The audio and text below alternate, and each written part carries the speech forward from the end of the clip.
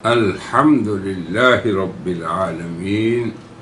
والصلاة والسلام علی خاتم النبیین سیدنا و نبینا و مولانا محمد صلی اللہ علیہ وسلم وعلی آلہ وصحبہ اجمعین وبعد وَلَقَدْ أَرْسَلْنَا رُسُلَنَا بِالْبَيِّنَاتِ صدق اللہ العظیم۔ اللہ تبارک و تعالیٰ نے فرمایا کہ یقیناً ہم نے اپنے رسولوں کو کھلی نشانیاں دے کے بھیجا، جن کو دیکھنے والا، پرکھنے والا، سننے والا، جاننے والا یقین کر لیتا کہ واقعی یہ اللہ کے رسول ہیں۔ اس سلسلے کو اللہ نے اپنی حکمت کاملہ تامہ اور اپنے فیصلہ ازلی کے تحت جناب محمد رسول اللہ پہ ختم فرما دیا۔ یہ اللہ کا فیصلہ ہے، اور ان کو اللہ نے خاتم النبیین بمعنی آخری نبی، ان کو اللہ نے تمام انبیاء کے لیے مصدق ٹھہرایا۔ ثم جاءکم رسول مصدق لما معکم، یہ اللہ کا فیصلہ ہے۔ اس لیے آپ کی بعثت کے بعد کوئی بھی شخص، مرزا قادیانی ہو یا کوئی اور دیگر، ہر مدعی نبوت کذاب اور دجال ٹھہرتا ہے اسلامی شریعت کی روح سے۔ الدین النصیحہ ہماری ایک تالیف ہے، جس کی آج ہم تیسری مبحث شروع کریں گے، اور تیسری مبحث کا عنوان ہے قادیانیت کے لیے لمحہ فکریہ۔ چونکہ اللہ کے فضل و کرم سے ہمارے نبی اکرم صلی اللہ علیہ وسلم کی توجیہ ہے ہمارے لیے کہ الدین النصیحہ، کہ دین خیر خواہی کا نام ہے، تو ہم ہر انسان کے لیے خیر خواہ ہیں۔ ان لمحات فکریہ میں بھی ہم نے خیر خواہی کے جذبے سے یہ مرتب کیے ہیں چند لمحات فکریہ، جن کو ہم اس لیے پیش کر رہے ہیں کہ اگر ابنائے قادیانیت غور کریں گے، فکر کریں گے، تأمل کریں گے ان کے اندر جو ہم نے پیش کیے ہیں، تو اللہ تبارک و تعالیٰ سے قوی امید ہے کہ تعصب اور عناد کی عینک اتار کر اگر ان میں غور کریں گے تو انشاءاللہ اللہ انہیں ہدایت دیں گے۔ اللہ اکبر۔ اب سب سے پہلی گزارش یا مشورہ ان حضرات کی خدمت میں یہ ہے کہ اگر آپ حضرات جیسے ہمارے اہل علم، ہمارے اساتذہ ہمیشہ دعوت دیتے تھے کہ تمہیں اگر پہچان کرنی ہے تو تم مرزے کی عام سیرت کا مطالعہ کرو، مگر یہ لوگ اس سے بھاگتے ہیں۔ چلیں بھاگیں، نہ کریں۔ ہماری گزارش اتنی ہے کہ مرزا صاحب کی جو تعلیمات ہیں اپنی، ان کا مطالعہ کر لو۔ بھائی وہ تو تمہارے متنبی کی تعلیمات ہیں، ان میں فکر کر لو، ان میں غور کر لو۔ تو اس اعتبار سے ہم نے بعض ایسی چیزیں مرتب کی ہیں جن میں مشورے کے طور پہ مرزا صاحب کی عجیب روش، ان کے طریقہ ہائے واردات، ان کے تناقضات متنوع قسم کے، ان کے حیلوں سے اپنی نبوت ثابت کرنے کے طریقہ ہائے واردات، اور پھر عجیب و غریب ادراکات جیسے عناوین ہم اب پیش کریں گے۔ تو یہ انشاءاللہ ایسے مواقع فکر ہیں، ایسے لمحات فکریہ ہیں کہ یہ مرزا صاحب کی اپنی تعلیمات ہی کا حصہ ہیں، تو شاید ان میں غور و فکر کرنے سے وہ اس نتیجے پر پہنچے کہ ایسا عجیب و غریب تناقضات والا شخص نبی برحق نہیں ہو سکتا، اور نہ ہی اس کی تعلیمات اپنے ماننے والوں کو صراط مستقیم تک چلا سکتی ہے۔ تو اس سلسلے میں سب سے پہلا مشورہ ہمارا یہ ہے کہ ہم نے متنبی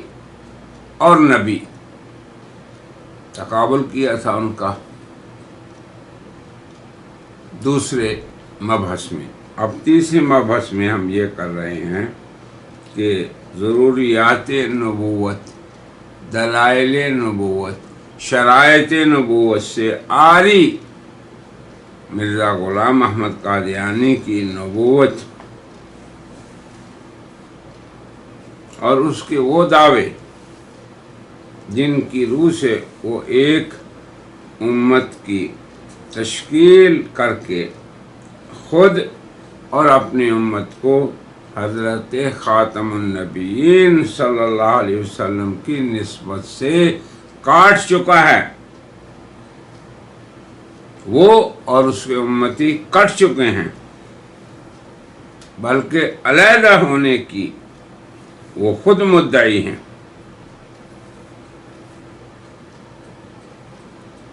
اللہ اکبر۔ ان دعاوی پر مادی مصلحت کا شکار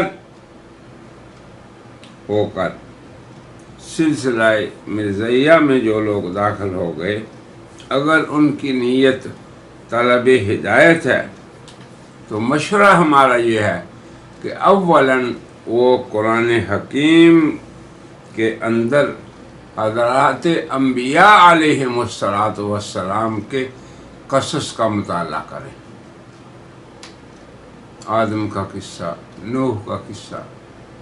ہود کا قصہ، صالح کا قصہ، تو ان اقوام کے قصص کو پڑھیں، پھر حضور اکرم صلی اللہ علیہ وسلم کے اسوہ حسنہ کو دیکھیں، ان کی سیرت کے ہر پہلو کا مطالعہ کریں، تو انہیں یہ بات کھلی نظر آئے گی کہ اللہ کے انبیاء کی ذوات مقدسہ انتہائی طاہر و مطہر ہیں، جن کی عصمت کی اللہ نے ذمہ داری لی ہو، جن کے قریب برائی کا جانا ممنوع ہو، نہ صرف عنہ سوء، انبیاء سے اللہ برائی والفحشاء اور بے حیائی خود اللہ ہٹاتے ہیں، یہ نہیں کہ نبی کو ہٹاتے ہیں، نہ، برائی اور بے حیائی کو اس طرف جانے ہی نہیں دیتے، اللہ روک لگا دیتے ہیں، جیسے اللہ نے بنی اسرائیل کے آگے روک لگا دی کہ وہ عیسیٰ تک پہنچ نہیں سکے، عیسیٰ کو کوئی نقصان نہیں پہنچا سکے، ایسے ہی ہر معصیت، ہر اللہ کی نافرمانی، اس کے آگے اللہ روک لگا دیتے ہیں۔ تو یہ ہے انبیاء کی سیرت۔ اب آپ اگر اس طرح دیکھیں گے تو آپ کو کھلا اعتراض نظر آئے گا انبیاء علیہم السلام کی سیرت میں اور جناب مرزا غلام احمد قادیانی کی سیرت۔ تو ہمارا پہلا مشورہ ان حضرات کی خدمت میں یہ ہے کہ وہ آسان راستے کو اختیار کریں،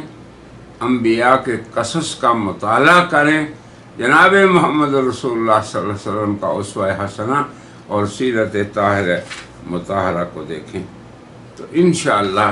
خود بخود ان پر عیاں ہو جائے گا کہ اللہ کے انبیاء، ان کی ڈگر الگ، ان کی روش الگ، ان کا اپنی امتوں کے لیے اخلاص، محنت، مشقت اور اپنی امتوں کے لیے رات دن دعائیں کرنا اور ان کو دعوت دینا،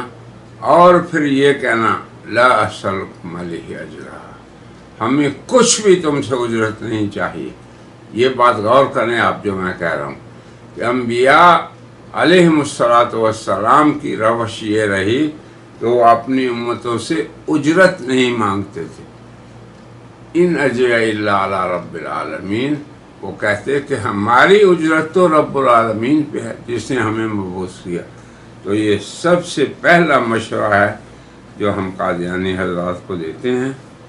اور انشاءاللہ اگر وہ اس مشورے پہ عمل کریں گے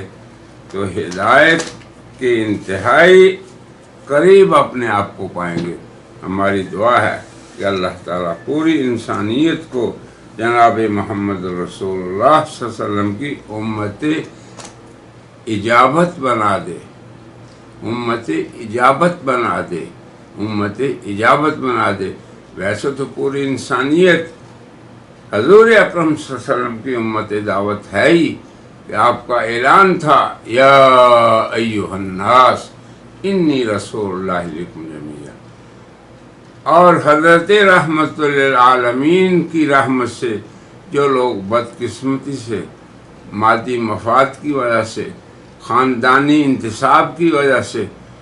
اس رحمت سے نکل چکے ہیں، اللہ انہیں بھی واپس اسی رحمت للعالمین کی رحمت میں لائے۔ آمین۔ وآخر دعوانا ان الحمد للہ رب العالمین۔